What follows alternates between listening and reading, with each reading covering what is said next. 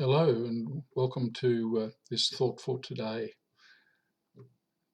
For me, as I expect for most of us, this time of the coronavirus has brought many changes to our lives, most of them unpleasant.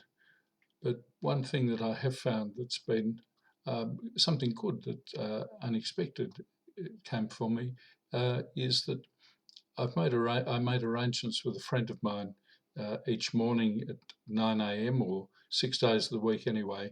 We catch up over the phone and say the morning office together. And it's introduced a pattern of regularity and stability into my prayer life, which wasn't there before.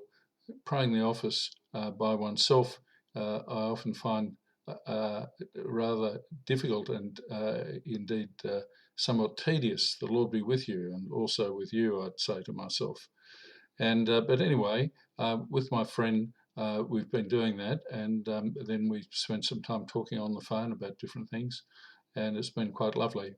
And just recently, he made the suggestion to have for the person who turn it is to do the readings and the psalm on the day, to take a sentence from Scripture and do a Lectio Divina really on it, where we spend a couple of minutes in silence and just reflect upon the sentence that's been chosen. And on Saturday, the lecturer had Psalm number 11, and he chose from that psalm the part of the very first verse. In the Lord I have found my refuge. And then we had a couple of minutes of silence just for reflection. And my thoughts went very much to the realization that I place a lot of dependence in my life upon my own efforts, upon myself, rather than upon God. And one of the hard things about the pandemic has been the sense of a stripping away of this self-dependence, a helplessness, a sense of being thwarted and limited at every turn, and of losing a lot of my autonomy.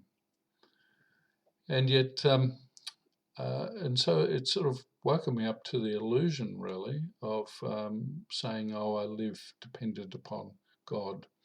It was a type of honest realization that, in fact, a lot of my life I live in dependence on myself rather than on God. And it made me aware of the virus has made me aware of how much I do this. And in a sense, there's been a freedom in that realization, because it's a confronting of the reality. And unless one confronts reality, then you don't get terribly far, because reality is truth and leads to more truth.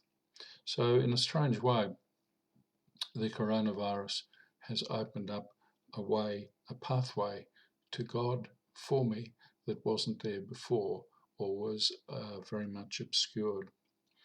So let me read that first verse of Psalm number 11 in its entirety. In the Lord I have found my refuge. How then can you say to me, flee like a bird to the mountains? The psalmist has obviously found a strength in that came from his understanding of God as being his refuge. And this theme, I suppose, from Saturday's reading was picked up very much in Sunday's Gospel. Words from Matthew chapter 11. Come to me, all who are weary and heavy laden, and I will give you rest. So may we increasingly, over this time of uncertainty, hopefully come to find our rest and our security more in God. And this would be a great gift, maybe, that comes. And so we look for that, and I hope that is something that is touching all of us at this time. God bless you all.